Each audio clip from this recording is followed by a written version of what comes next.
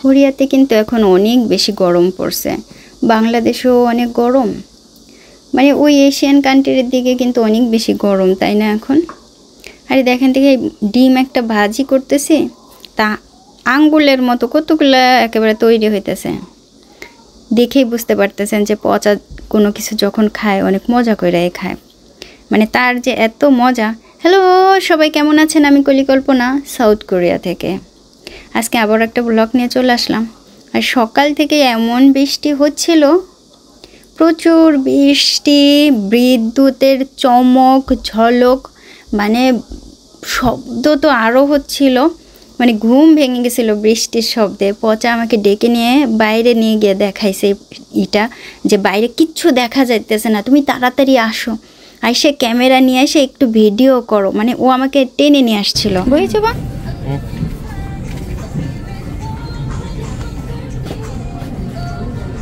Samman cushion কুবেগন, এই যে এটা ডিজাইন সুন্দর, এরকম আছে, এইরকম আছে না? নিগু তো হানাগু শিখতো 이런 거? 와 비싸다. 아니 살 때 사야지. আপনাদের দুলাভাই আমারে কিনা দিতেছে। ও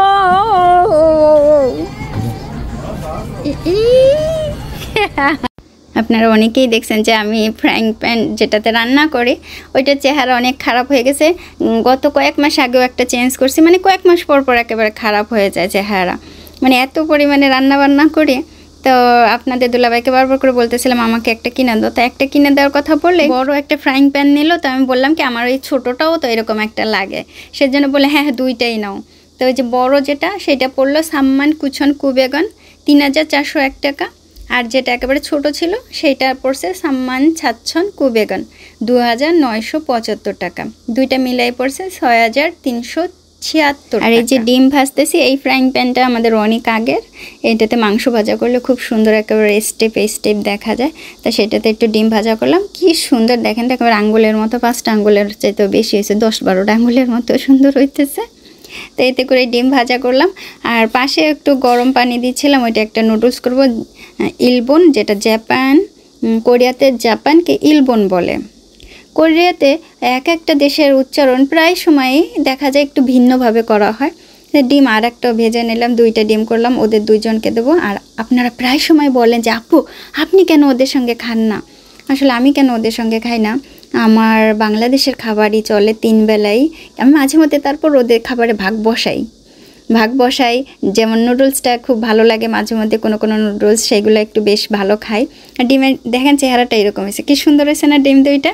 তারপর সেই যে নিয়ে আসলাম জাপানের 2টা নুডলসের প্যাকেট ধনকোচু। এটা কিন্তু সম্পূর্ণভাবে জাপানের, কোরিয়াতে পাওয়া যায়, বেশ ভালোই দাম নেয়, মোটামুটি খেতে খুব মজা লাগে। 2টা প্যাকেট আছে ভেতরে ছোট ছোট, একটা হচ্ছে এরকম ধেপা, হচ্ছে গিয়ে যে গ্রিন অনিয়ন কুচি করা, পানিটা টকবক করে ফুটলেই 2টা যে রামিয়ান করবো সেজন্য সেই মেপে পানি দিলাম। পানি খুব অল্প দিতে হয়, লেখা আছে যে এক একটাতে 500 ml করে পানি দিতে হবে, কিন্তু 500 ml করে দিলে না অনেক বেশি হয়ে যায় পানি, সেজন্য একটু অল্প করে পানি দিচ্ছিলাম। তার 2টা পানি দিলাম, দিয়ে অনেক বেশি গরম করে যে দেফা কুচি, অনিয়ন কুচি, এটা এরকম করে দিয়ে দিলাম শুকনাটা, তার ভেতরে যে রামিয়ান 2টা নুডলস দিয়ে দিছি। এখন ফুটতেছে যেহেতু, একেবারে যে সসটা আছে ভেতরের, এই যে ব্রাউন কালারের সস, এই সসটাও দিয়ে দিলাম। তো এই হচ্ছে গিয়ে নুডলসটা তৈরি করার রেসিপি, এবং খুবই মজা লাগে খাইতে। রঙটাও কিন্তু এরকম একেবারে কি বলবো, একটা কীরকম মেটে কালারের রঙ আসে, একটু সাদা রঙ আসে, খাইতে কিন্তু খুব মজা লাগে। পানিটা একটু কম দিতে হয়, 500 ml করে পানি দিলে একটু বেশি হয়ে যায়। তো 2টা মিলাই ওই যে 800 ml দিলে কিন্তু খুব বেশি ভালো হয়। আর এই ফ্রাইং প্যানটা কিন্তু এই যে যেটা, এটা কিন্তু আজকে আপনাদের দুলাভাই সকালবেলা ওই যে কিনে দিয়েছিল, ওইটা কিনে দিয়ে তারপরে এসে ঘরে কিন্তু রান্না করছিলাম। আর এই যে রান্নাটা সম্পূর্ণভাবে হয়ে গেছে, বেশি না 3 মিনিটও লাগে না বুঝছেন রান্না করতে। আর নুডলসটা খাইতে খুব মজা লাগে। আর পচাকে যে দিচ্ছিলাম আপনাদের দুলাভাইকেও দিচ্ছিলাম। তো আমি আজকে আপনাদের সঙ্গে শেয়ার করব কোরিয়াতে আসলে মাংসের দাম কেমন। আমরা যে মাংসগুলো কিনি, মুরগির মাংস বা হাঁসের মাংস, এই মাংসগুলো আসলে কীভাবে কিনি, সম্পূর্ণ কিন্তু যে কোনো মার্টি বা যে কোনো অ্যাপ, যে কোনো হালাল ফুডের দোকানে আপনারা কিন্তু সম্পূর্ণভাবে মুরগি, হাঁস এইগুলো একেবারে কাটা বাছা ধোয়া সমস্ত কিছু করা থাকে। তারপরও ঘরে নিয়ে এসে অনেক বেশি করে ধুইতে হয়, পরিষ্কার করতে হয়। তারপরও 1-2টা যদি পশম টসম থাকে 1-2টা থাকে কোনো সময়, ওই 2টা একটু ফেলাই দিতে হয়, একটু পরিষ্কার করতে হয়। আর মুরগির মাংসগুলো ওরকম একেবারে পার যে আঙ্গুলগুলো আছে না, ওই আঙ্গুলগুলো থাকে না, মাথা থাকে না, ওইভাবে বিক্রি করে। তো মাথা ছাড়া আর পার ওই যে আঙ্গুলগুলো ছাড়া এরকম কিনে নিয়ে এসে, ভিতরে নাড়ি বুড়িও থাকে না আর এগুলোই থাকে না, ভিতরে যদি কলিজা গিলা এগুলো আলাদাভাবে বিক্রি হয়। মুরগির নাড়িও আলাদাভাবে আপনারা যে কোনো অ্যাপে যদি লেখেন থাক নেজাং, সেইভাবে আপনারা পাবেন মুরগির যে এইগুলো নাড়ি বুড়িগুলো এইরকম পাওয়া যায় না। আমি কিনি নাই, কখনো কিনি নাই, আমি বলতেছি, কারণ অনেক ভিয়েতনামের মেয়েরাও এগুলো কিনে কিনে খায়, আমি দেখছি। তো হাঁসও ওই একই রকম। তো দাম কেমন মুরগির দামটা আসলে, এই যে আমি যেগুলো 500 গ্রাম করে মুরগি কিনি, 2টা প্যাকেট করা থাকে, একটা প্যাকেটের ভিতরে 2টা মুরগি থাকে, মাঝে মধ্যে দেখা যায় একটা প্যাকেটে একটা থাকে। তো একটা থাকলে পরে দাম তো একটু কম পড়ে, আর যখন একটা প্যাকেটের ভিতরে 2টা থাকে তখন দেখা যায় প্রায় সময়ই দাম পড়ে মানুন, যেটা বাংলাদেশি টাকাতে আসে 852 টাকা। আর একটার ওজন যদি হয় ধরেন 800 গ্রাম বা 1000 গ্রাম, মানে 1 কেজি যদি হয় ওজন কখনো কোনো মুরগির, সেটা কখনো পড়ে ফালছনন বা একটু বেশি পড়ে 682 টাকার একটু বেশি পড়ে। আবার দেখা যায় যে শিগল থাক, মানে একেবারে গ্রামের দিকের ওই যে ইয়ে আছে মুরগিগুলো আছে একেবারে দেশীয় মুরগি, এতক্ষণ কিন্তু ব্রয়লার মুরগির কথা বললাম এত কম দামের, আর এখন হচ্ছে কি একেবারে দেশি মুরগি যদি কিনতে চান বা মোরগ কিনতে চান, এই সময় দামটা অনেক বেশি পড়ে, মানিউক ছনন পড়ে।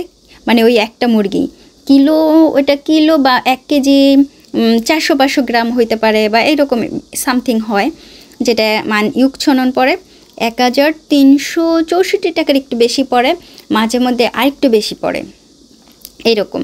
আর তো কম পড়ে না কখনো, এটা দামের আবার হেরফেরও থাকে সময় অনুযায়ী।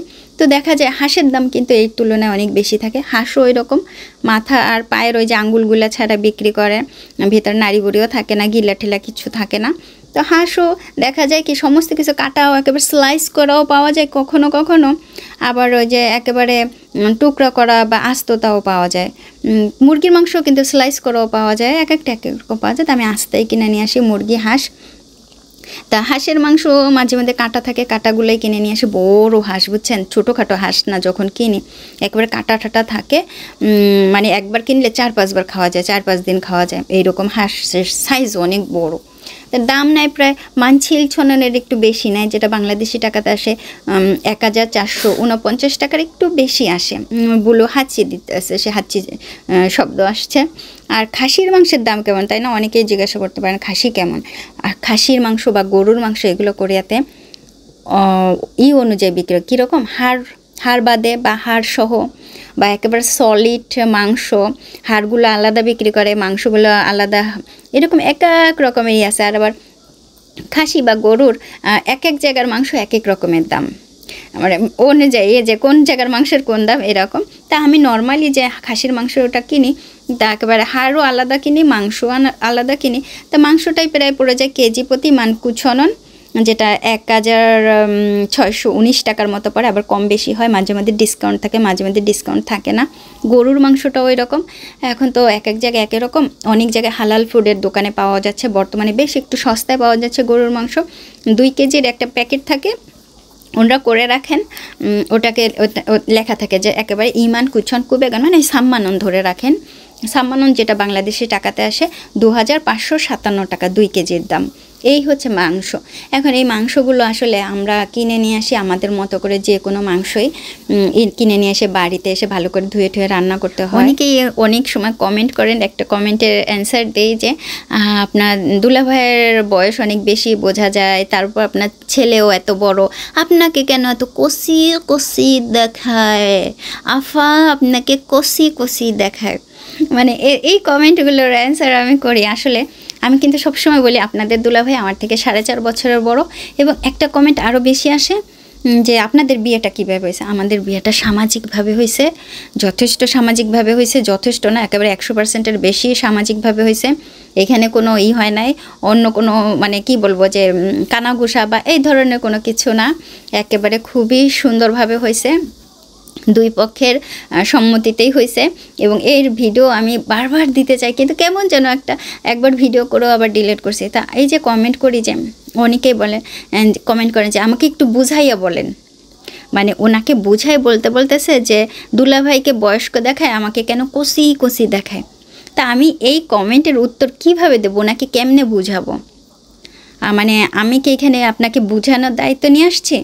আমি তো যা সত্য তাই বলতেছি, তাই না? আপনার যদি বোঝার ইচ্ছা থাকে আপনি বুঝবেন, আর যদি বোঝার ইচ্ছা না থাকে তো আপনি কখনোই বুঝতে পারবেন না। পচার খাওয়া হয়ে গেছে, পচা বসে আছে, তারপরে চিন্তা করতেছে যে আর কি খাওয়া যায়, বুঝছেন? ও ওই করে যে দেখবেন পেটে হাত দিয়ে রয়েছে, যে পেটটা ভরা রয়েছে, বা কোনো জায়গায় একটু ই করতেছে যে এই জায়গা মানে খালি আছে, যে আর একটু খাওয়া যায় কিনা, ওই করে সবসময়ই।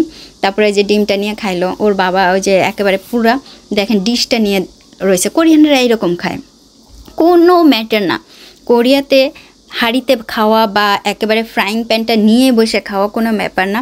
আমি যখন অনেক আগে যখন এরকম খাবারের ভিডিও দিতাম, তখন অনেকেই আমাকে বলতো, আপু কি বিশ্রী ব্যাপার, আপনি একেবারে ফ্রাইং প্যানটা নিয়ে এসে টেবিলের উপরে বসছেন, তাইতে খাওয়া আরম্ভ করে দিয়েছেন, কোনো ম্যানার্সই জানেন না, আপনাদের ভিতরে কোনো জ্ঞানই নাই।